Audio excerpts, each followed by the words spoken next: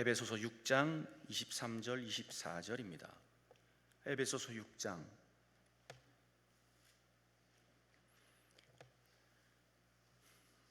에베소서 6장 23절 24절의 말씀.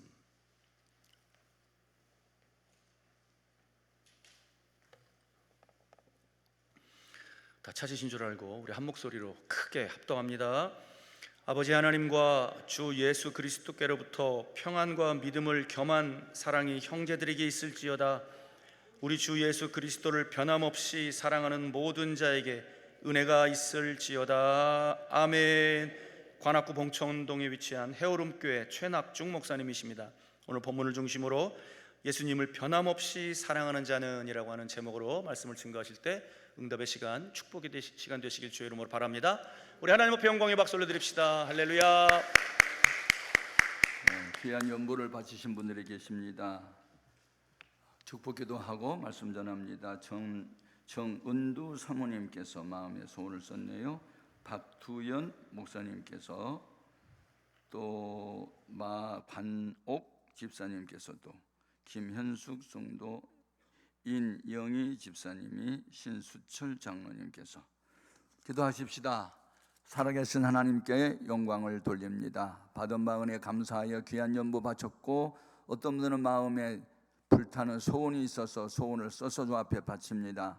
믿음대로 소원대로 되기를 원하며 말씀을 전하고 듣는 이 시간 우리 모두를 진리 가운데로 인도하여 주옵시고, 증거된 말씀이 잘 박힌 목과 같이 마음판에 박히게 하시며 좋은 땅에 떨어진 씨앗처럼 100배의 열매를 맺게 하여 주옵소서. 예수님 이름으로 축복하고 기도합니다. 아멘.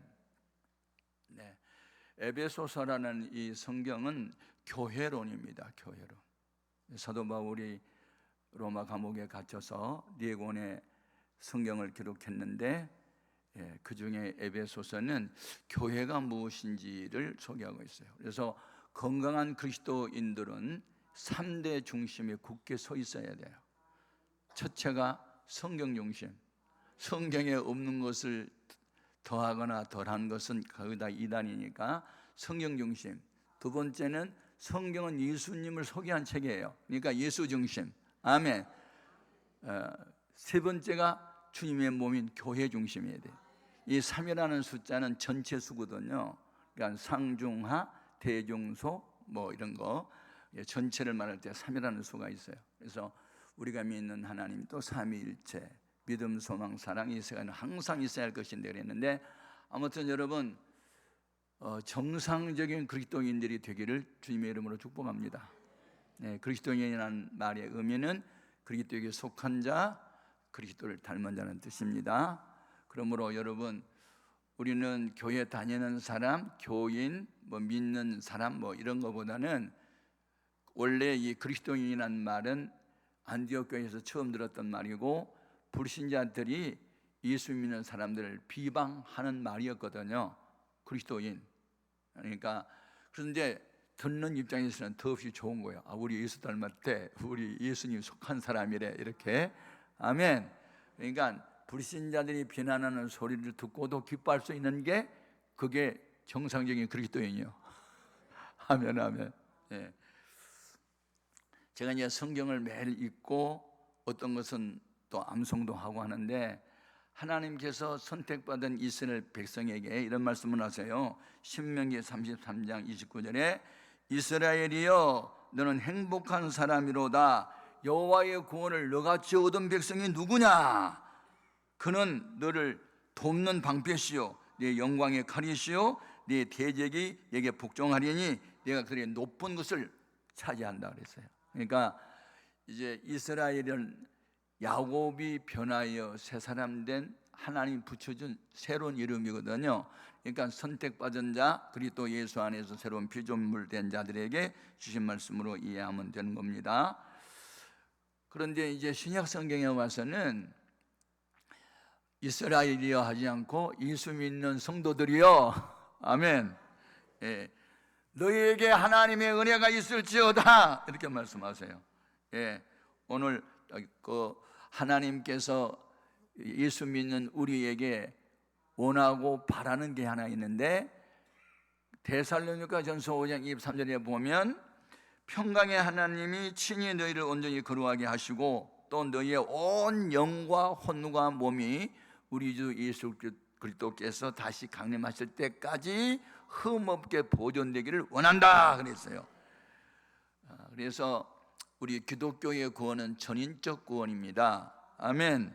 특별한 경우를 제외하고 사도 바울 같은 경우는 받은 바 은혜가 너무 크고 많아서 자고하거나 자만하지 않게 하기 위해서 사탄의 가시 몸의 질병을 고치지 않는 경우도 있지만, 그런 특정된 사람을 제외하고는 영혼이 잘 되어지면 본질이죠. 현상으로 범사가 잘 되고 강건함은 현상으로 따라오는 경우가 많아요. 이 같은 은혜가 있기를 바랍니다. 아멘. 중요한 것은 우리가 이제 은혜 위에 은혜를 계속 받아야 되는데, 이제 신학교에 들어가면 구원의 3단계에 대해서 조직신학을 배우거든요. 첫 번째가 예수를 영접하고 거듭난 단계, 그래서 justification이라고 해가지고 칭의라고 그래요. 칭의. 너 죄인이지만 예수님이 네 죄를 대신 짊어지고 담당했어. 그러니까 네가 그를 믿으니 내가 의로운 사람을 봐줄게. 그게 칭의예요. 아멘. 우리가 의로워서 의로운 게 아니고, 죄는 내가 범했는데 죄에 대한 대가는 주님 대신 지불해 주셨다. 그래서 그것을 내가 믿는다. 그러면 그 믿음을 보시고 의로워. 그리고 이제 의롭다고 인정해 주는 거예요. 두 번째 단계가 이제 그 성화라는 게 있어요. 성화. 이제 거룩할 성자에 되화를 써가지고 이제 sanctification이라고 그러죠. 그런데 이것은 이제 단순에 된 것은 아니고 스텝 바이 스텝 점진적으로 발전해 가는 거예요. 그러니까 예수님을 닮아가는 거예요. 계속. 그러니까 죄악은 점점 나게 사라지고 예수 그리스도의 모습으로 점점 자라는 거예요. 그래서 우리가 믿는 예수님은 은혜와 진리가 충만한 분인데, 그에게서 우리가 은혜를 받으니 은혜 위에 은혜로라. 아멘. 그러니까 여러분은 은혜 위에 은혜를 또 받아야 돼요. 이 은혜 위에 은혜를 받는 것은 어린아이의 믿음에서 그리스도의 분량까지 자라난 장성한 신앙인까지 자라나야 되는 거예요. 거듭나기는 했고 예수를 영접은 했는데 어린아이와 어른의 차이가 있어요. 어린아이는 힘이 없어요. 그 다음에 분별력이 약해요.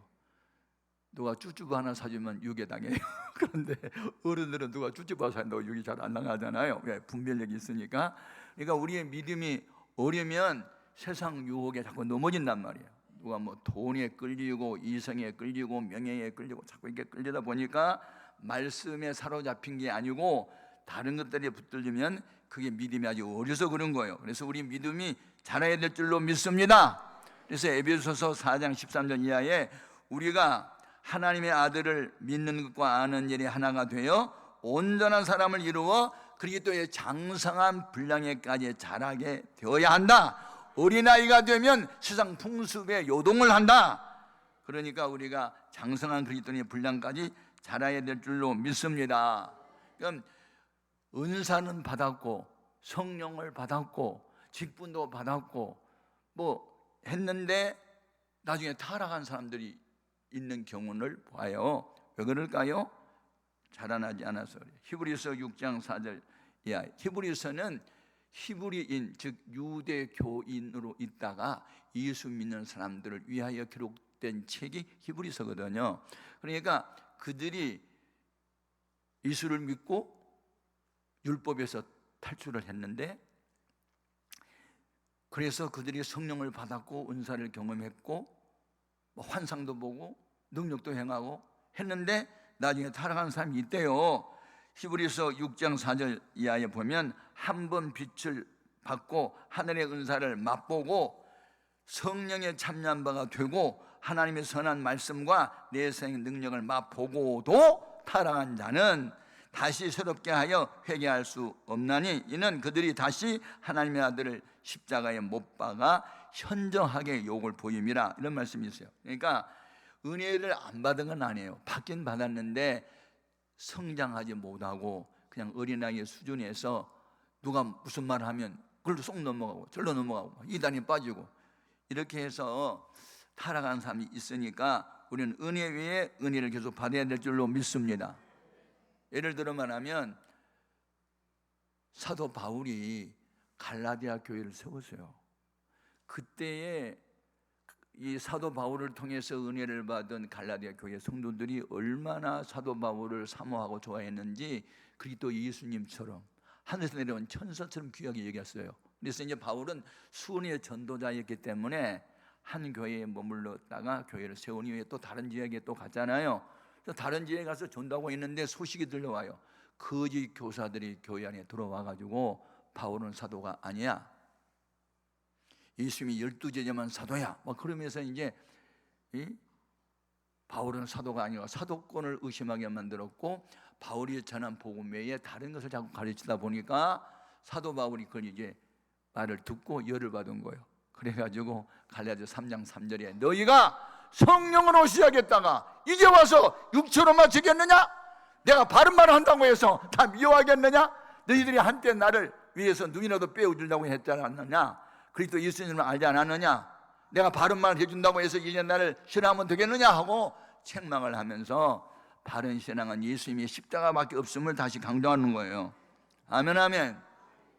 그러니까 우리들이 이제 3대 중심에 선다는 게 이론적 지식으로는 알고 있어도 실제로 그렇게 하기는 쉬운 것이 아니에요. 보세요, 은혜를 받지 않으면요 헌금 못 받아요. 그래서 연보는 은혜에 정비례 하는 거거든요. 그러니까 은혜를 크게 받은 사람이 크게 연보하지 돈 많다고 연보하는 거 아니잖아요.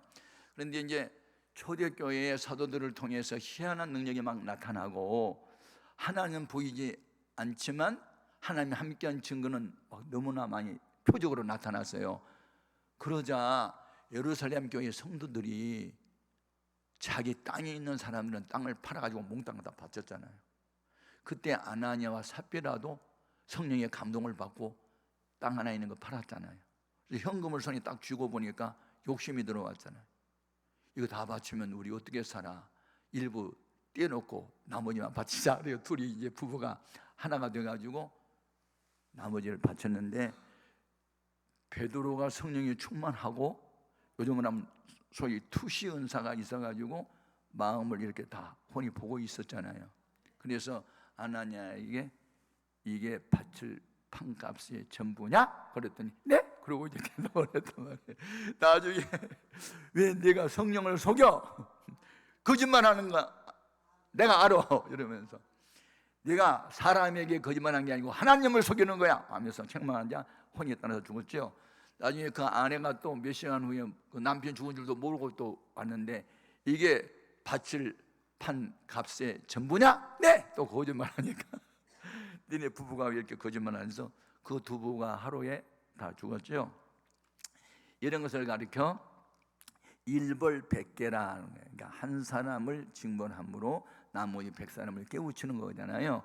거짓말 한마디 하면서 죽어봐라. 그러면 지금 죽을 사람이 너무나 많다. 그런데 하나님이 그렇게 교회가 한참 부흥하고 성장하고 있을 때 이 아나니아 삽비라가 성령으로 시작했다 지금 육체로 마쳤단 말이에요. 그러니까 믿음이 성숙해지지 않으면 이런 일이 자꾸 벌어지는 거예요. 자, 오늘 본문 말씀에 돌아가서 23절에 보면 23절 같이 읽어봐요. 하나님 아버지와 주 예수 그리스도께로부터 평안과 믿음을 겸한 사랑이 형제들에게 있을지어다. 이게 이제 그 에베소서를 마무리 지으면서 사도 바울이 이제 에베소 교회 성도들을 축복하는 내용이잖아요. 그러니까 그 목사가 성도들에게 축복할 때 제일 좋은 내용이 평안이에요. 평안. 예. 이 평안을 히브리인들의 인사말 하면 살롬 그러거든요.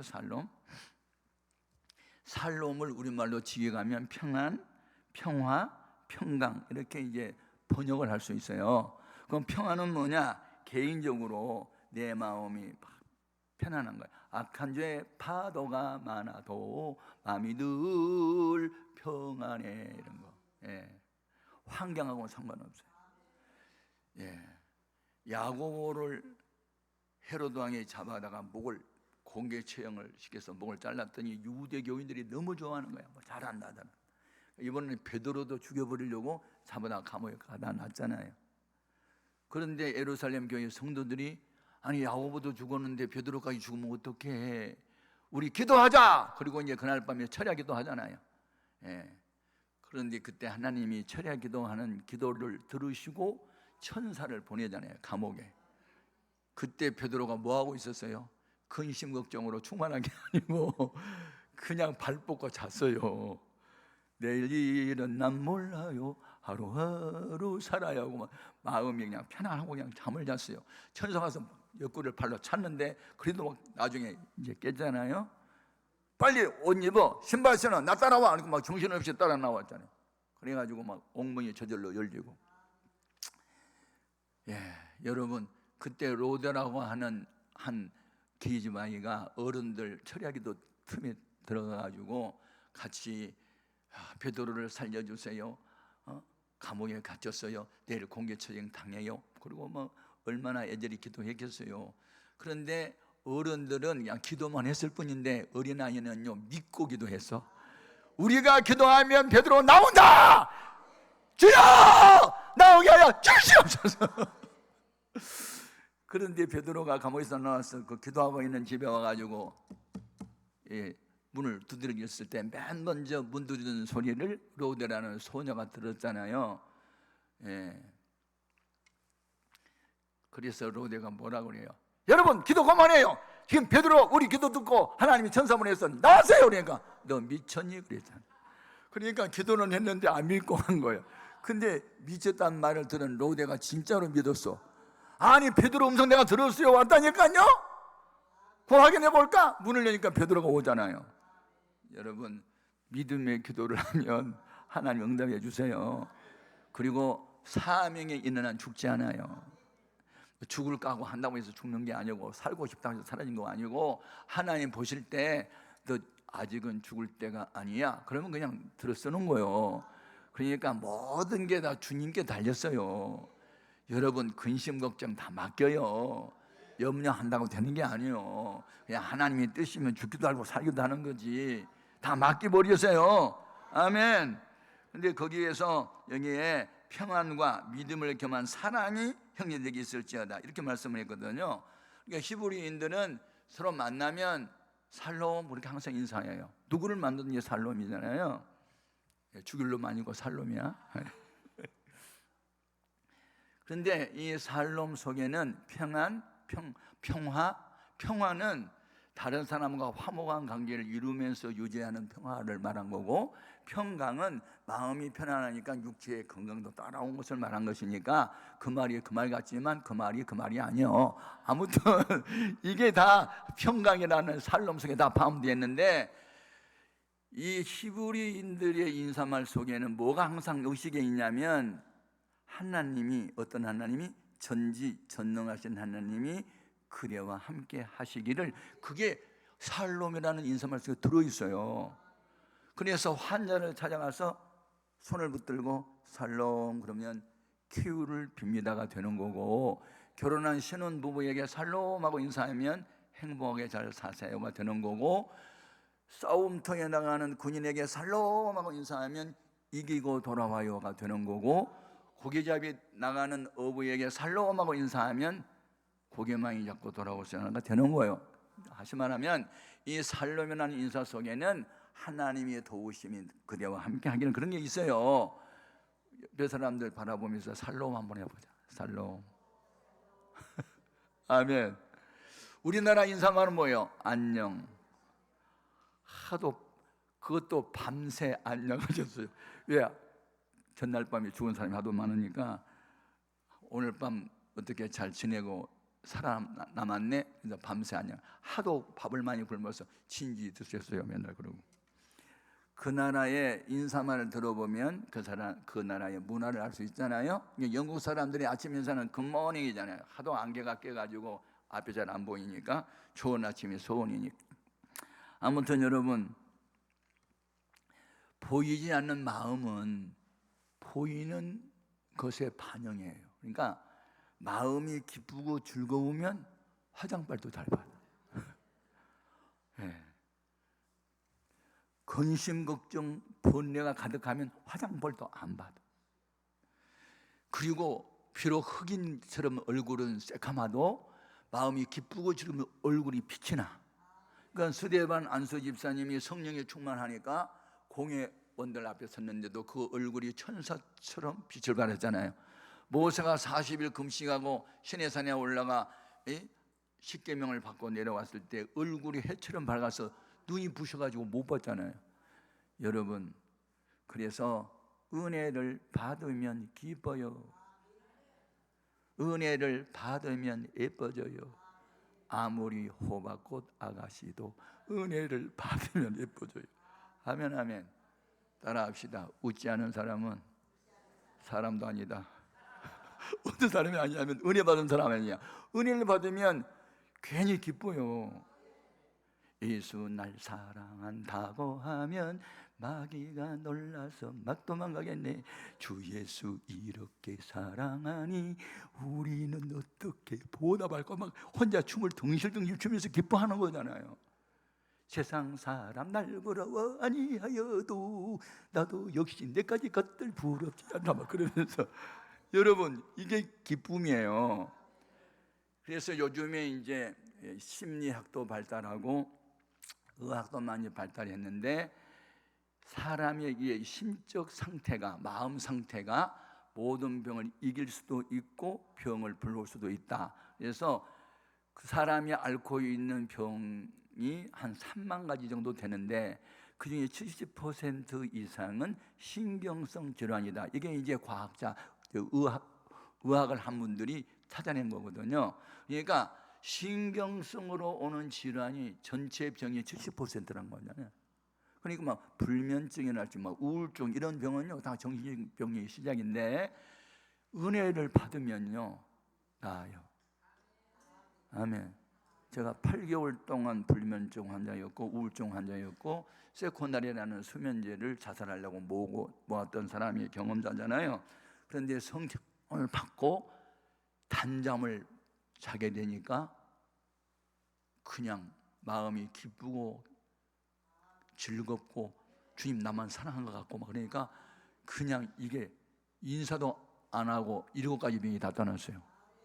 23살 때 있었던 일인데 그때 내가 소원기도를 히스기야 왕처럼 15년만 더 살게 해달라고 하려다가 그러면 15년 더 살면 38살에 죽을 것 같아서 내가 그거 말을 안 하고 주여! 의사가 못 고치는 병 주님이 고쳐주시면 내가 죽을 때까지 복음 전할게요! 그리고 소원기도가 뭔지도 모르고 그냥 약속을 해버렸는데 그게 알고 보니까 약속하는 기도가 됐더라. 그래서 내가 그 약속을 소원기도로 그 갚으려고 지금도 내 나이가 80인데도 돌아다니는 거예요. 좀 놀래봐라. 예, 지금 내 피를 뽑아보면요 57세로 나와. 좀 알아줬으면 좋겠어. 아무튼 여러분 내 나이가 어때서 물어보지도 말고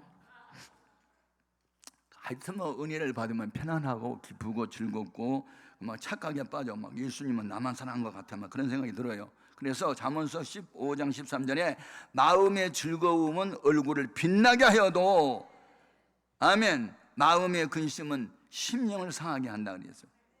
하나님 나라가 여기 있다 저기 있다 아니고 너희 마음에서부터 시작되는데 로마서 14장 17절에 하나님 나라는 무슨 음식을 먹고 마시는 그런 나라가 아니고 오직 성령 안에서 의와 평강과 희락이라. 희락이 뭐예요? 기쁠 희자 즐거울 낙자잖아요. 기쁘고 즐거운 게요. 그냥 마음이 기쁘고 즐거운 그런 은혜가 있기를 바라요. 아멘. 그런데 하나님이 우리로 하여금 예수 안에서 이렇게 행복을 누리며 살 수 있도록 하기 위해서 행복이라는 완제품을 만들어 준 게 아니고 행복해질 수 있도록 하기 위한 요소만 줬는데 그 요소가 바로 사랑이에요. 사랑. 아멘. 사랑이에요, 사랑. 그런데 사랑은 크게 2가지인데 위로 하나님을 사랑하되 너 마음을 다하고 힘을 다하고 뜻을 다하고 하여튼 목숨을 다하여 준 하나님을 사랑하라. 그리고 내 이웃을 내 몸까지 사랑하라. 이 사랑 실천이 613가지의 요약한 내용이에요. 아멘. 예수님이 십자가 지신 것은 위로 하나님 사랑하고 아래로 사람을 사랑하는 이 2가지 사랑을 실천한 것이 바로 십자가예요. 아멘. 그래서 바울이 이걸 깨닫고 자기 평생 자랑은 십자가밖에 없다는 거예요. 그리고 여러분, 보이지 아니하신 하나님을 사랑하는 것은요, 눈에 보이는 사람을 사랑함으로 그걸 확증하라 그랬어요. 요한 1서 4장 20절에 누구든지 하나님을 사랑하노라 하고 그 형제를 미워하면 이는 거짓말하는 자니 눈에 보이는 형제를 사랑하지 아니하는 자는 보이지 못하는 바 하나님을 사랑할 수 없다는 했어요. 그러니까 눈에 보이는 사람을 사랑함으로 보이지 않는 하나님의 사랑을 확증해야 돼요. 아멘, 아멘. 여러분, 이게 사랑이 얼마나 중요한지 몰라요.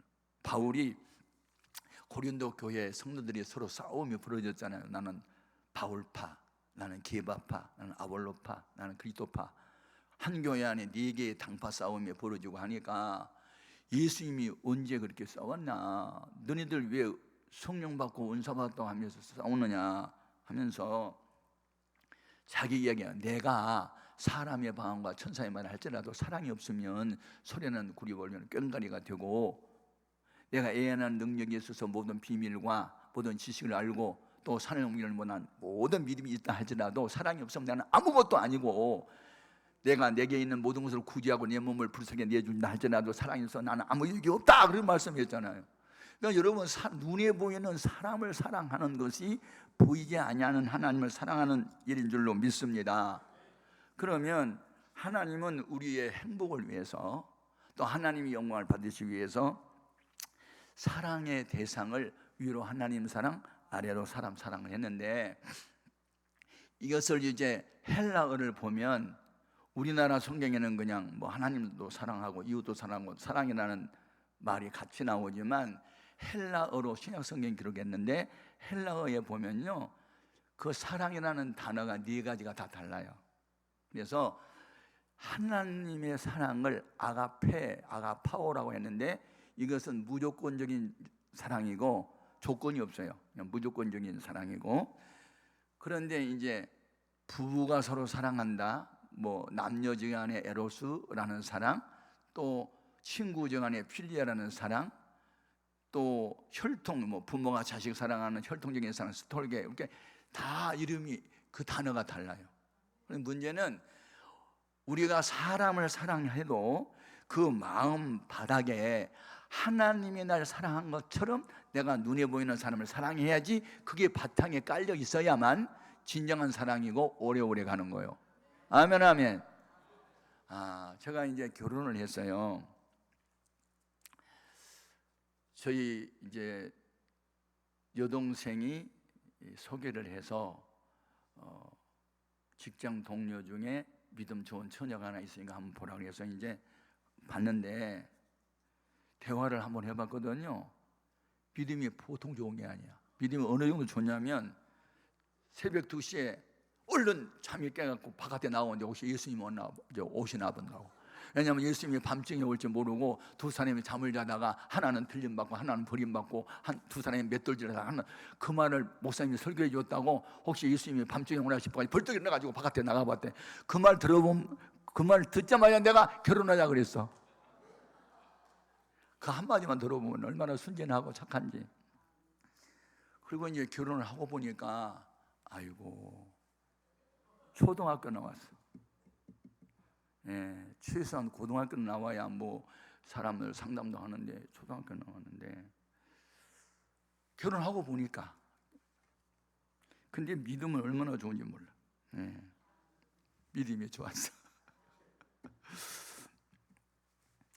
제가 최복규라고 하는 분이 부흥 강서로 옛날 내가 다니는 교회에 와서 부흥회를 할 때 내가 들어봤는데, 이분이 시골의 어느 교회에 부흥회를 갔는데 여름이래요. 그래가지고 장마가 졌는데 이게 지붕이 물이 새가지고 바켓스 같은 걸 갖다 놨더래요. 이야, 시골에 가난한 교회에 이게 지붕을 수리해야 되는데, 근데 마침 어느 처녀 하나가 서울에 와서 식모살이를 5년을 하고 나이가 들어가지고 시집 가고 싶어서 이제 고향에 왔다가 부흥회를 참석했대요. 그런데 이제 부흥 강사님이 이 설교 도중에 이제 비가 와가지고 물이 자꾸 떨어지니까, 이 중에 이 지붕 수리하기 위해서 헌금할 사람 없어요? 그랬더니 이 처녀가 손을 든 거예요. 초등학교 나왔는데. 예? 그래서 자기 총각 때 부흥 강사로 갔었는데 그 여자하고 결혼했단 말이 얼른 생각나더라고. 아니, 최복교 목사 한국 중앙교회라는 어마어마한 큰 교회를 하는 목사님도 초등학교 출신하고 결혼했다는데 왜 그 지붕에 이렇게 물 새는 지붕 그 헌금하려고 5년 동안 식모살이 해가지고 모아놓은 돈 몽땅 그 시집 갈 때 쓰려고 하는 돈 바쳐버렸다는데, 아니 우리 집 사람 생각하니까 그거보다는 나은 것 같아. 아무튼 그래가지고 이제 있었는데, 하여튼 기도를 얼마나 하는지 나보다 더 많이 하는 거예요. 영감을 받으면 나보다 먼저 받아. 그래가지고 딸이 귀가 하나 붙어갖고 이제 태어났는데, 그래서 이제 우리 집 사람이 그때 직장 생활을 했어요. 근데 5년 동안 딸 귀 수술할 주려고 부검이 났는데 어느 날 새벽기도 갔다 오더니 성령님께서 딸보다도 교회를 더 사랑하래. 그러니까 딸 수술은 다음에 해주고 이거 땅 사는데 바치라고 한다고. 그 감독이 왔대요. 나보고 반대하지 말래. 그래서 내가 반대했어.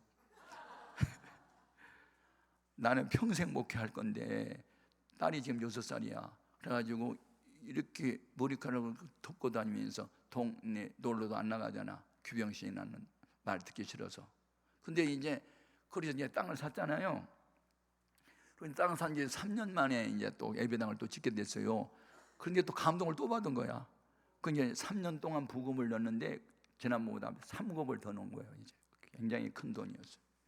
왜냐하면 8살이 되면 이 귀는 클만큼 다 커버린대요. 그러니까 어린아이 때 수술하지 말고 의사 말이 8살이 넘어야만 수술하고, 그 다음에 학생의 신분이면 방학 때 그렇게 하시라고 이제 일러주더라고요. 그렇게 감동을 받으면 성경대로 살아야 되는데, 딸보다 아들보다 아내보다 집보다 주님을 더 사랑하라고 했기 때문에 예배당 건축이 우선이니까 그거 해야 된다고 또 그러니까, 아니 성경 갖고 나오는데 목사가 뭐라 그래 끽소리도 못하고 아멘 그러고 또 따라가고, 이렇게 해서 이제배당을 지면서 나중에 교회가 부흥이 됩니다. 이제 막 400명 500명 올라가고 막 부흥이 되고, 그래서 예배당을 뭐 비단푼 안 지고 다 이제 짓고 교회가 부흥되고 막 철야기도가 막 본당에 가득하게 모이고, 하여튼 방언하지 못하는 사람이 없고, 하여튼 다 성령이 충만한 초대교회 역사를 막 방불하는 그런 이제 교회가 됐어요. 그런데 이제 어연 세월이 지나서 우리 집 사람이 35살이 된 거예요. 교회가 안정이 됐어요. 그리고 나는 이미 박사학위를 받았고 국내적으로 유명해져가지고 막 부흥회가 막 2, 3년 동안 막 밀려버리고 막 이렇게 되고 이제 많이 됐었는데, 여보 그동안에 당신 수고 많이 했는데 내가 보니까 하나님이 지혜를 주셨어. 그러니까 당신이 이제 공부 좀 해야 되겠는데 당신 하라면 하죠. 그런데 놀라운 것은요, 35살에 중학교 과정 3년, 고등학교 과정 3년, 이 6년 과정을요 4월부터 그러니까 8개월 만에 마스터한 거예요. 검정고시에 합격을 한 거예요. 제가 놀랐습니다. 암기력이 이게 얼마나 좋은지, 누구하고 대화해가지고 전화번호 지나가는 말 하면 다 암기를 하고, 하여튼 천재 중에 천재예요. 그런데 이건 하나님이 준 지혜라고 생각을 했는데, 와, 그래가지고 8개월 만에 6년 과정을 마친 걸 보고 내가 놀랐어요. 그리고 그 체력 훈련 체력 그 테스트가 있다고 평행봉 턱걸이 몇 번 이상 해야 하는데 3일 금식하고 가서 그걸 또 하더라고요. 그러면서 이거 완전 예수한테 미쳐도 보청 미친 거 아니에요. 예. 그래서 이런 미친 여자하고 사니까 참 나도 같이 미쳐. 그런데 내가 이제 전도를 목적으로 교회가 부흥이 되고 하니까 유치원을 하고 싶은 거예요. 제가 이제 교육관을 또 5층으로 또 지었거든요. 그래서 이제 당신 그러면 교회 돌봐야 되니까 방송대학이 있어. 그게 유아교육학과라는 게 있는데 좀 그 방송대학 중에서 유아교육학과 좀 센 편이에요. 그래서 거기 한번 지원해봐. 근데 또 합격을 했어. 그래가지고 거기서 또 우등생이 돼가지고 그래가지고 거기 졸업을 했네. 그래가지고 유치원 교사 자격증을 또 땄어. 그래가지고 유치원 원장이 됐어. 그래가지고 당신 내가 박사학위 받았으니까 당신도 해야 되니까, 그러면 이제 학사 자격증은 있으니까 그러면 이제 석사 과정에 그 연세대학교 연합신학대학원에 들어가. 그래서 우리 교회 서울대 출신이 이제 음대 출신이 지휘자가 됐거든요. 그때 우리 찬양대원이 185명이나 됐어. 근데 하여튼 막 주의를 하는데 이제 산부 예배 주의자가 하는데 그분하고 같이 이제 연합신학대학원에 가가지고 석사 과정을 또 한 거야. 그래가지고 거기 이제 신학대학원이니까 뭐 신학을 가르치잖아요. 근데 성경 얘기도 하고. 그러니까 성경에 물어보면 막 교수보다 더 대답을 잘하는 거야.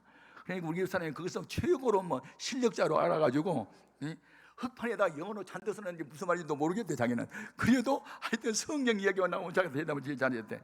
그래가지고 하여튼 우등생으로 또 졸업을 하더니 그래서 이제 우리 백석대학교에 상담학 박사과정을 이제 또 마치고 오면서 우리 이제 아이들이 셋이거든요. 그러니까 셋이 다 이제 미국에 유학을 교회에서 또 보내줬고, 그래서 다 박사학위 받았고, 그래서 다 이제 박사학위를 다 받게 됐어요.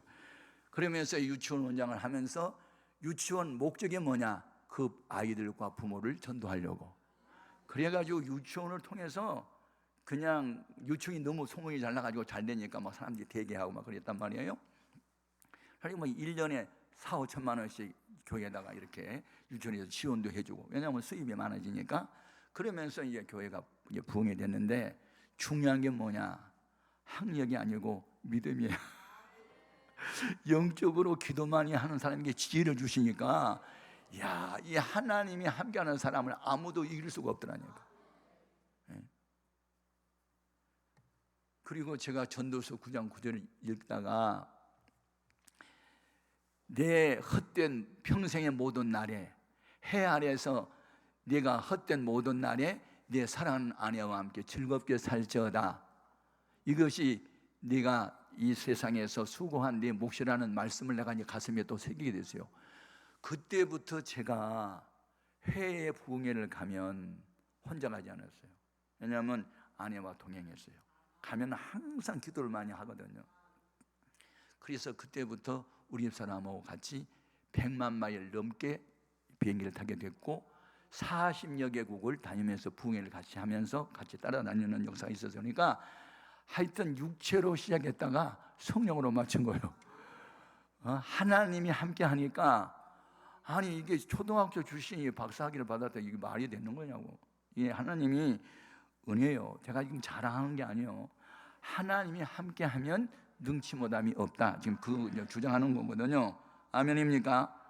그래서 부부 사랑이 인간의 모든 사랑의 1순위입니다. 기본. 보세요. 제가 결혼식 주례를 수백 번 했어요. 500번도 더 한 것 같은데. 여러분, 아내가 사랑스러우면 장인 장모도 존경스럽고 처남처기도 예뻐 보여. 아내가 보기 싫으면 다 싫어. 제가 청소년 700여 명을 대상으로 153개 문항을 분석하며 5년 동안 박사학위 논문을 썼는데요. 그리고 우리 교회 청년들이 한테 300명까지 이렇게 증가가 됐어요. 근데 이제 청년들 중에 장가 안 가고 싶어, 결혼 안 하고 싶어, 시집 안 갈래, 이런 사람들 내가 뒷조사 해보면요, 부부가 이혼을 했거나 부부가 자주 싸우거나 엄마가 바람을 피웠거나 아빠가 술 주정뱅이거나 그런 집안 아이들은요 장가 시집 안 간대요. 혼자 산대요. 그런데 부부가 인고 부부 있잖아요. 지금 대학생인데 빨리 장기 보내달라고 그러고 시집 보내달라고 그래. 빨리 결혼하고 싶은 거야. 왜냐하면 엄마 아빠처럼 그렇게 행복하게 살고 싶은 거거든. 그러니까 보세요. 부부 이 에로스라는 사랑, 남녀지간의 이 부부 사랑이 모든 사랑이 기본이에요. 그래서 남편이 사랑스러우면 시부모도 다 예뻐 보여. 시동생은 다 예뻐 보여. 그러니까 우리 집사람이 나를 잘 봤어. 그래서 내 시동생이 있잖아요. 우리 시부모, 그러니까 우리 친어머니, 우리 칠남매인데 우리 집사람이 어머니 세상 떠날 때까지 끝까지 모셨잖아요. 그리고 시동생, 막내 동생, 시골에서 고등학교 다녔는데 서울로 올라오라고. 우리 방 2칸밖에 없었는데 그때.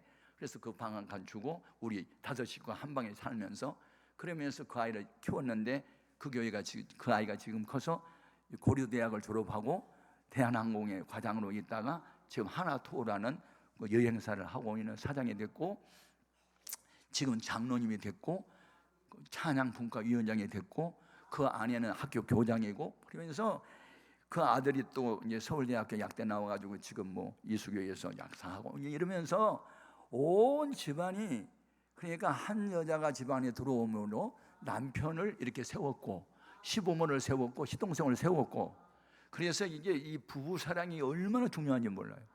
아멘입니까? 그러니까 이미 신랑이 세상을 떠났거나 아내가 세상을 떠났거나 혼자 사는 사람을 제외하고 만약에 부부가 이곳에 오셨다면 오늘부터 다시 사랑을 시작한다. 아멘. 사랑은 이렇게 하는 거야. 그리고 서로 존경하고 귀하게 여기고, 아멘. 싸우지 말고 화목하고, 그러면 자식들이 나 빨리 장가가고 싶어, 나 시집 갈래? 그러는 거야. 근데 자꾸 싸우고 이혼하려고 그러고 그러면 애들이 시집도 장가도 안 가려고 그런단 말이야. 그러니까 이게 뭐냐면 인간의 모든 사랑의 기본이 부부 사랑이구나. 그걸 내가 이제 깨달은 거예요. 아멘. 중요합니다. 여러분, 성경에 보면 친구 사랑도 중요한 거죠. 예, 필리아라 그러죠. 예수님이 베드로를 이제 부활하시고 디베랴 호숫가에서 이제 새벽 신방을 그때 하셔가지고 네가 이 사람들보다 날 더 사랑하느냐고 물었을 때 그때 아가파오로 물었거든요. 하나님의 사랑으로 사랑하냐? 그때 대답을 못해요. 주님이 하십니다. 그 정답이요. 주님이 하시지 지가 할 거 없어. 하도 장담해가지고 하도 실수를 많이 하다 보니까 이제 대답을 못해요. 그런데 주님이 나중에 눈높이로 내려와요. 네가 나를 필리아하느냐, 그러니까 친구지간으로 사랑하냐? 그때에 대답을 해요. 주님이 하신다고? 맞아요. 주님은 우리의 눈높이로 내려와가지고 우리 눈하고 마주쳐가지고 항상 우리의 수준에 맞게 하셔요. 아멘. 그러니까 왜 너는 나와 같지 않아 하고 남을 정죄할 것이 아니라 그 사람 아직 믿음이 어리면 그 믿음이 어린 수준으로 내려가가지고 그 자리에서 끌어줘야 되는 거예요. 이게 지혜입니다, 여러분. 그러니까 잠언서 4장 7절에 지혜가 제일이니 지혜를 구하라 그랬어요. 그러니까 여러분, 관계성에서는 사랑이 제일입니다. 근데 이 일을 함에 있어서 how can do it이라 그래요. 어떻게 해야만 문제를 해결하느냐는 일은요, 지혜가 제일이에요. 그러니까 이 지도자가 되기 위해서는요, 두 가지가 필요해요. 하나는 사랑이고 하나는 지혜예요. 우리 모든 그리스도인에게 이 두 가지만 있으면요, 다 있는 거고요. 아멘. 지혜, 방향, 사랑, 추진력, 능력. 아가서에 보면 사랑은 죽음보다 강하대요. 아멘입니까? 그러니까 여러분에게, 그래서 이제 다윗이 사울 왕에게 미움을 받아요. 그래서 사울 왕이 다윗을 죽이려고 하는데 누구 때문에 살아요? 사울 왕의 아들 요나단이 다윗을 어떻게 사랑해? 자기 생명처럼 사랑해. 우리 아빠가 너 죽이려고 해. 빨리 도망가. 그러면서 자꾸 배신을 시켜주면 다음에 다윗이 살아난 거예요. 그래서 기독교 문화가 있는 서구 사회에서 격언이 있어요. 책과 친구는 수가 적고 좋은 것이 아니다. 그러니까 책 중에 책은 성경이고 친구 중에 친구는 예수님이고, 그러니까 예수님 한 분으로 만족하고 성경 하나로 만족하는 이런 사람들은요, 주님이 너는 내 친구야. 친구 사이에는 비밀이 없잖아. 부모에게도 말 못하는 비밀 친구 사이에는 하잖아. 그러면서 주님의 비밀을 다 우리에게 말해주는 거예요. 그래서 친구라고 하는 거예요. 친구. 여러분, 주 안에 친구가 중요합니다. 예? 그렇게 뭐 술 친구, 뭐 노름 친구, 뭐 세상 이런 것은요 아니에요. 제가 나이 30살에 목사가 돼요. 27살에 이제 신학원을 졸업하고 3년 훈련 받고, 그래서 이제 목회 초년 때에 기도 중에 무슨 영감이 왔냐면, 교회 성장이 목회자의 목표는 아닌 것 같고 내 마음에 예수 닮은 목회자가 돼야 되는데, 만일 내가 예수라면 이런 상황이 벌어졌을 때는 어떻게 하지? 이게 나에게 하나의 과제였어요, 내 마음에. 그래서 나와 뜻을 같이 하는 사람이 7명이 교파를 초월해서 한국교회에서 찾아봤어요. 나이가 나하고 비슷하고 교회 수준이 나와 비슷한 그런 교회들을 찾아봤어요. 그래서 그 7명이 모였는데, 그 7명이 지금 50년이 넘었는데요, 주 안에 형제가 됐는데 놀라지 마세요. 그 중에 4사람은 이미 총회장을 지냈고 한 분은 국내적으로 다니면서 지금 집회를 인도하고 다 은퇴해서 5명은 2분만 아직 은퇴를 안 했어요. 아직 나이가 어려서. 그 중에 하나가 양병이라고 하는 영안교회 목사님이고, 하나는 인천 주안중앙교회의 박응순이라는 목사예요. 여기 이제 2달에 한 번씩 오네요. 10월달에 또 오더라고요.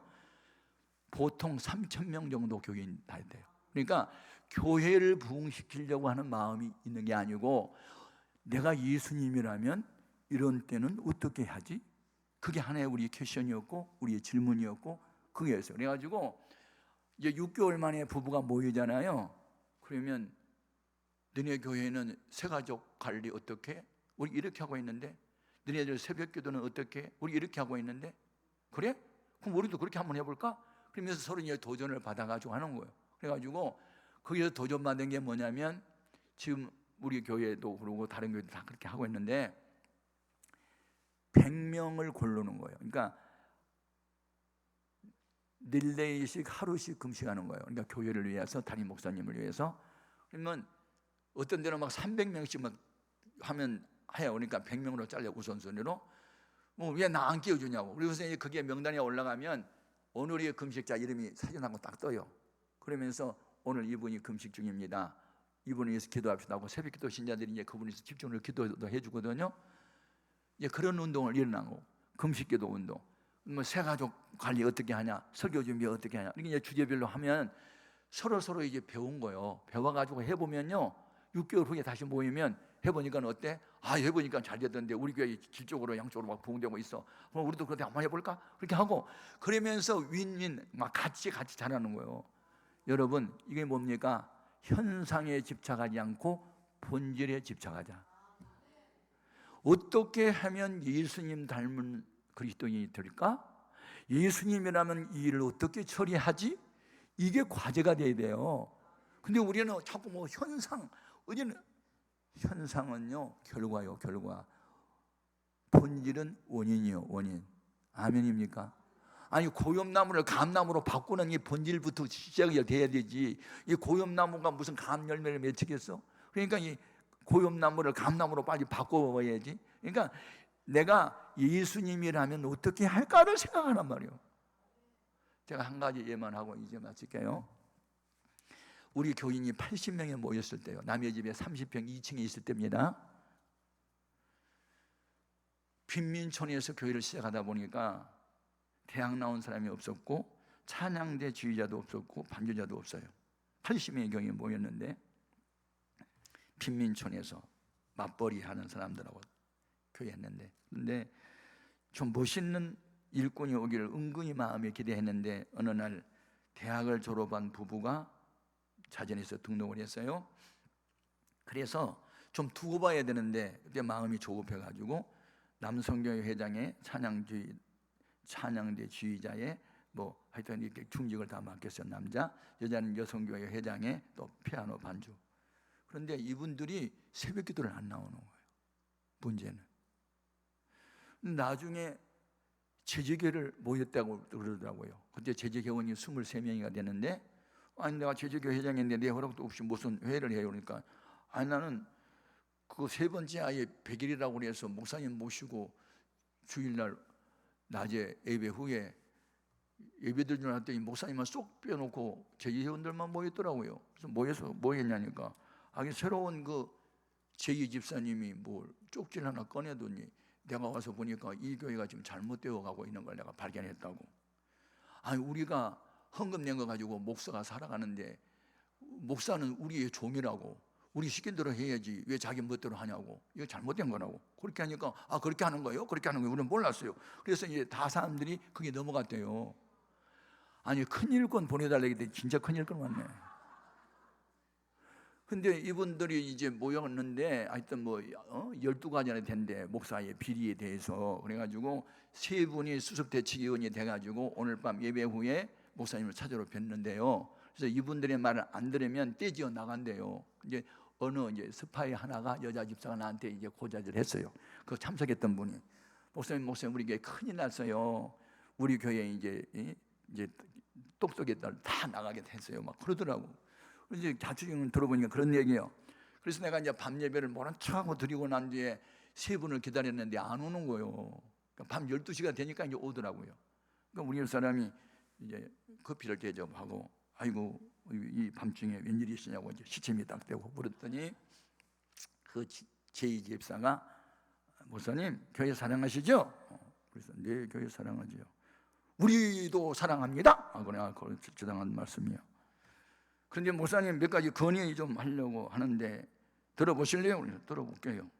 이제 뭘 꺼내더라고요. 지난번에 부흥했잖아요. 네. 근데 왜 차량 봉사 누가 하고 안내 누가 서고 헌금 봉사 누가 하고 강사 대접은 누가 하고 그런 것만 제적에 불러놓고 시키고 이런 강사님 모시려고 하는데 여러분 어떻게 생각하냐고 왜 강사님은 안 물었어요? 그렇게 물어보더라고요. 그래서 목사님 강당권은 담임 목사의 고유 권한인데 어떻게 제지기를 불러놓고 이 강사 세울까 말까 그걸 물어보는 것은 그런 거 없는데요. 그러니까 그래요? 통과요. 두 번째, 근데 지난번에 재정보고 하는데 왜 교회 돈으로 가지고 신학생 등록금을 왜 내줘요? 그러더라고요. 그 신학생이 누구냐면 바로 이제 이번 달에 또 오는 지금 3,000명 교인 모이는 유재명이라는 목사요. 안산민락교회. 우리 처남이요. 이 친구가 8년 동안 직장 생활하고 퇴직금을 받아다가 몽땅 하는 게 바쳐버리고 오갈 데가 없으니까 그 2층 남의 집의 건물 옥상에다가 천막을 쳐놓고 야간 신학교를 다닐 때요. 그러니까 이제 처남을 왜 교회 돈으로 등록금 대주냐, 이제 그게 배가 아팠던 것 같아요. 그래서 처남이 아닐지라도 이렇게 헌신하는 일꾼들은 일꾼을 키우는 게 교회 사명인데 이게 뭐 잘못됐냐고. 그 사람이 수백만 원 다 헌금 바쳐버리고 오갈 데 없는데 그럼 등록금 예비비도 많이 있고 그러니까 도와줘야 될 거 아니냐고. 그러니까 통과. 또 통과. 세 번째, 근데 왜 우리 장로교회에서는 사모는 잠잠하는데 왜 사모님이 돌아다니면서 왜 전도하고 신방 다니고 또 그러더라고요. 그래서 아니 장로교고 감리교고 간에 일꾼 없는 교회에 전도대원들 없고 그러니까 내가 젊은 목사인데 그럼 우리 사람이랑 같이 전도 다니고 신방도 강의 다니면 누구랑 다녀요? 그럼 여러분들의 아내들은 다 직장 가버리고 그럼 누구랑 다녀요? 그러니까 통과, 또 통과요. 그런데 계속 물어보니까 나중에 나 다 통과요. 왜냐하면 다 얘기를 하니까. 그러면 교회 정치가 민주정치입니까? 독재입니까? 그러고 물어보더니 마지막에 둘 다 아닌데요. 그럼 뭐예요? 목사님 무슨 정치하는 거예요? 그러면 모세가 민주정치했습니까? 내가 이제 처음으로 물어봤으니까 그 무슨 말씀입니까? 아니 가데스 바네아에서 가나안 땅 정탐할 때 12명 한 지파에서 하나씩 뽑아가지고 보냈는데 10명은 못 간다. 가면 죽는다. 2사람만 간다. 그러면 민주주의의 꽃은 다수결인데 그러면 모세가 여러분 교회 정치는 민주정치니까 가지 말고 애국으로 갑시다. 그랬어? 그러고 물었더니 그건 구약 성경이죠. 그러더라. 신약 성경은 빌라도라는 총독이 살인강도 바나바를 내어줄까? 예수를 놓아줄까? 유대인들이 대부분의 다수가 시기질투 나가지고 예수를 죽이라고 해서 민주주의가 예수 죽였어. 그건 신약이야. 아니 다른 교회 목사님들은 다 교회가 민주정치를 하는데 목사님은 왜 그 말을 합니까? 그럼 목사님은 민주주의도 안 하고 독재도 안 하고 뭐 합니까? 그러고 나 이제 소리가 높았어. 저는 신주주의를 합니다. 신주주의가 뭡니까? 하나님의 가르쳐 이거만 아멘하고 하는 겁니다. 그래서 아멘입니다. 할렐루야. 여러분 독재보다 민주주의는 낫지만 완전주의는 아니에요. 완전주의는 성경이에요. 하나님이 하지마! 그러면 하지 말고 해! 그러면 하는 거지. 그게 교회예요. 교회는 사람이 주인이 아니에요. 교회를 설립하신 분은 예수님이에요. 성부, 성자, 성령 삼위일체 하나님이 교회의 주인이에요. 우리는 다만 종들이고 우리는 명령에 순종할 뿐이에요. 하나님의 가르쳐 있는 순종하는 거지. 내가 성경적으로 잘못됐으면 말해 주십시오. 저는 성경의 권위를 알기 때문에 순종할 겁니다. 그러니까 그러면요 우리는 우리대로 하겠습니다. 목사님은 목사님대로 하세요. 그리고 이제 인사도 하고 가더라고요. 가더니 바로 우리는 30평 2층에 이제 세대로 있는데 옆에 60평 우리보다 갑자기 큰 것을 얻었어 자기들이. 그래가지고 2주 전에 우리 교회 앞에서 안에 서는 집사가 이제 거기서 안에 서고 있어요. 그리고 시골에서 어느 목사님을 한번 오셨어. 내가 밥이 먹혀요, 잠이 와요. 주님, 내가 너무 강성으로 나갔나요? 이거 잘못된가요? 막 기도를 했더니 하나님이 너 잘못 없어, 너 바른 말 했어, 괜찮아, 그냥 축복이나 해라. 다 그런 말이에요. 축복이나 하라. 그래서 뭐 주여 그들을 축복하소서. 뭐 이제 축복이 안 나오는데도 뭐 축복기도 했어요. 한번 당해봐요. 축복기도 이제 나와요. 근데 하나님 것도 하는데 뭐 어거지를 했어요. 그런데 이제 소문이 들려. 목사님 그게 대판 싸웠대요. 왜 싸웠대?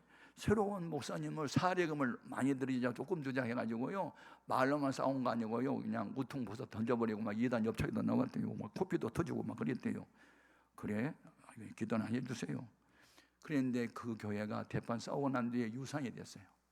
목사님은 도망가 버리고 교회가 유산되니까 창피하니까 아무도 교회를 안 오고 큰 교회로 가버려.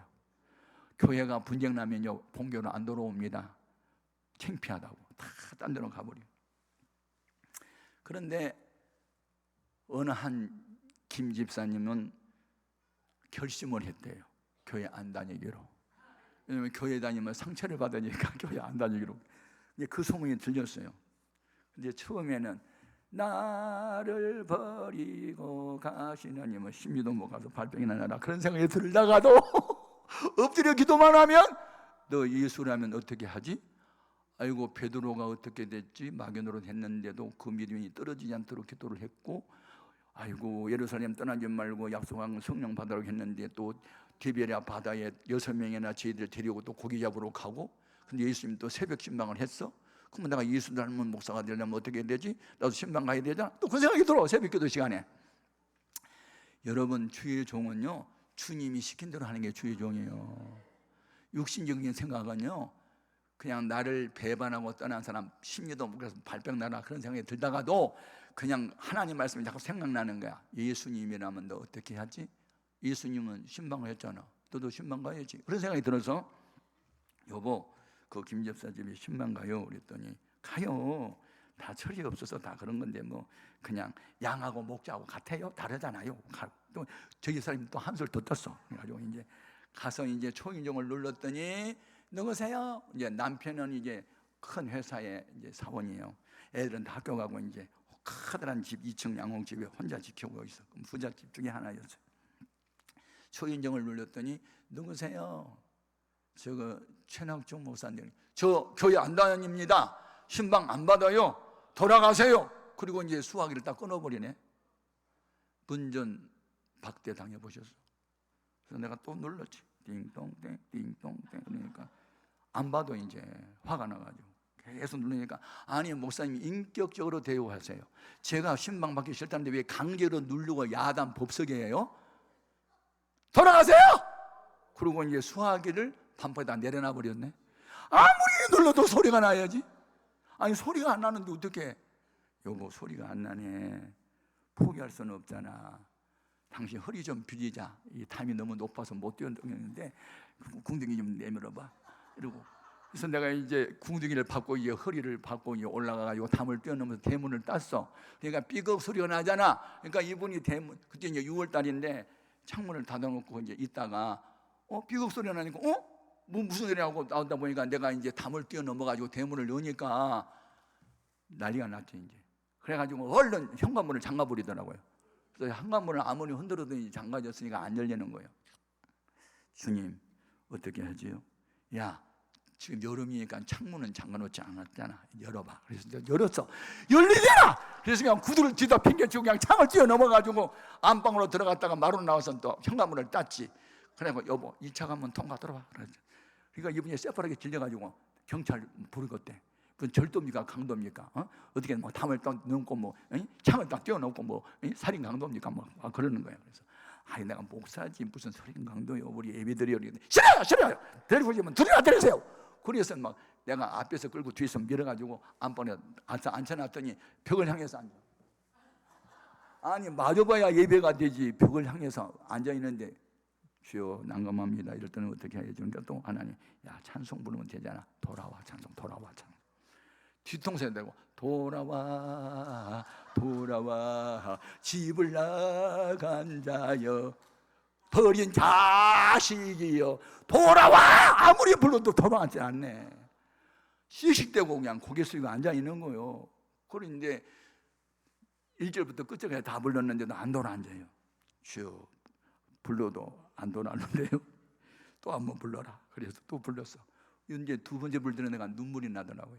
돌아와, 돌아와. 그랬더니 내가 우니까 하나님의 성령의 감동이 오니까 자기도 울어. 막 울더니 눈물 콧물이 범벅이 돼갖고 한참 울더니 목사님, 저 같은 죄인도 용서할 수 있나요? 그러면서 돌아앉아요. 여러분, 결코 포기하지 말아야 됩니다. 울더니 제가 그 제2집사 때문에 쇠뇌를 당해가지고 몹쓸 죄를 범했는데 나와 같은 죄인을 찾아오는데 담을 뛰어넘고 창을 뛰어넘는 이런 목사 내가 처음 봤어요. 나 어떻게 하면 좋아요? 막 그래. 돌아오면 되죠. 그랬더니 아니 여우도 낯짝이 있지 어떻게 돌아가요? 아니 당신은 여우가 아니잖아. 돌아와. 아이고 내가 창피해서 어떻게 돌아가요? 아니 돌아와요. 당신 여우가 아니고 사람이야. 돌아와. 그러면 나 위해서 기도해 주세요. 아 기도하지요. 그건 이제 10만 원 돌아왔잖아요.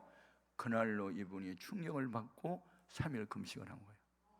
금식을 하면서 어떤 감동이 왔냐면 우리가 지금 땅 사가지고 예배당을 지려고 하다가 이 시험이 왔는데 목사님을 위로해 드리는 길은 하나밖에 없다.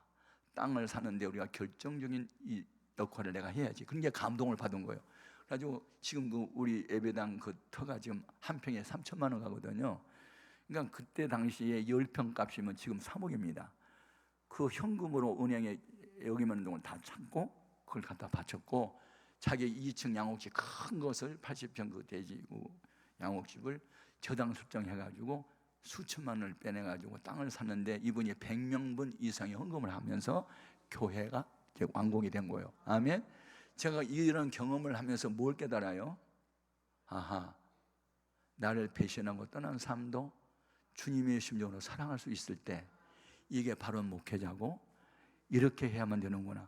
그러면서 이제 그때부터는 어떤 경우에도 워낙 큰 시험을 한번 이기고 나니까 자신감이 생기면서 누가 나를 배신했던 분 욕을 하던 그냥 웃고 지나지 그것 때문에 내가 상처를 받거나 잠을 못 자거나 그런 분이 한 번도 없고 그냥 그를 축복하게 되고 그러면서 이 교회가 이제 성장하기 시작한 거예요. 아멘. 그리고 주동하던 사람은 교통사고로 나가서 이상하게 돼버렸고 막 등등 그렇게 됐는데 여러분 우리가 믿는 하나님은 살아계십니다. 결론은 뭡니까? 예수 닮기 원합니다. 주님이라면 나는 어떻게 할까? 주님이라면 이렇게 해야 되잖아. 사람으로는 할 수 없어. 그러나 주님은 할 수 있어. 주님은 십자가의 길을 걸어가면서 본을 보여주며 누군지 나를 따라오려거든 자기를 부인하고 제 십자가를 지고 날마다 지고 나를 따를 것이라. 선한 일을 위하여 고난당하는 것이 하나님의 뜻이다. 아 그래요? 그러면 저도 그렇게 할게요 하면서 주님을 닮아보려고 몸부림치다 보니까 교회도 성장하고 이렇게 국내 위주로 다니면서 집회도 하게 되고 등등 하게 됐어요. 여러분 우리가 성령을 받았다고 해서 다 된 건 아니에요. 하나님이 우리에게 뭘 알려는 줘도 다 알려는 주지 않거든요. 부분적으로만 알려줄 뿐이에요. 그러니까 끊임없이 하나님을 신뢰하고 하나님의 도움을 구하는 거예요. 기도는 왜 하는 거예요? 울어도 참아도 죽어도 안 되니까 하나님이 하게 해주세요. 그래서 기도하는 거잖아요. 우리가 믿음으로 기도하면 우리가 안 되고 우리가 힘을 써도 못돼 하는 일을 하나님이 하신단 말이에요. 그래서 우리는 기도를 하는 거예요. 이 기도는 왜 필요하느냐? 울어도 참아도 죽어도 할 수 없는 일들을 믿음으로 기도하면 되게 하시니까 그래서 이 기도원이 필요한 거예요. 그래서 기도원에 와서 금식하면서 부르짖고 기도하면 상상을 초월하는 기적 같은 일이 일어난단 말이에요. 여러분에게도 이와 같은 역사가 있어지기를 주의 이름으로 축복합니다. 아멘 아멘. 이제 베드로가 유대인들에게 설교할 때 우리는 보고 들은 것을 말하지 아니할 수 없다. 자기의 경험담, 체험담, 테스티모니라 그러죠. 간증을 하면서 복음을 전했던 거예요. 아멘입니까? 우리가 믿는 하나님은 살아계십니다. 옛날에 일하셨던 그 하나님 지금도 일하십니다. 동일하십니다.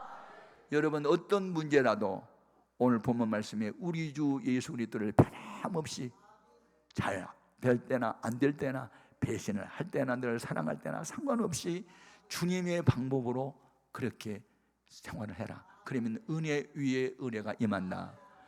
이 같은 역사가 있기를 주의 이름으로 축복합니다. 오늘 낮에 우리의 기도 제목이 있어요. 주님 닮기 원합니다. 내가 예수님이라면 어떻게 해야지요? 주님이 이렇게 하셨으니까 나도 그렇게 할게요 하고 주님이 가신 길을 걷다 보면 주님이 동행하시고 그렇게 안 되는 일들을 되게 하신 하나님의 역사가 나타나게 되는 줄을 믿습니다. 오늘 우리 주의 이름을 세 번 부르고 그렇게 기도합시다. 주님 닮기 원합니다. 같이 합니다. 주여!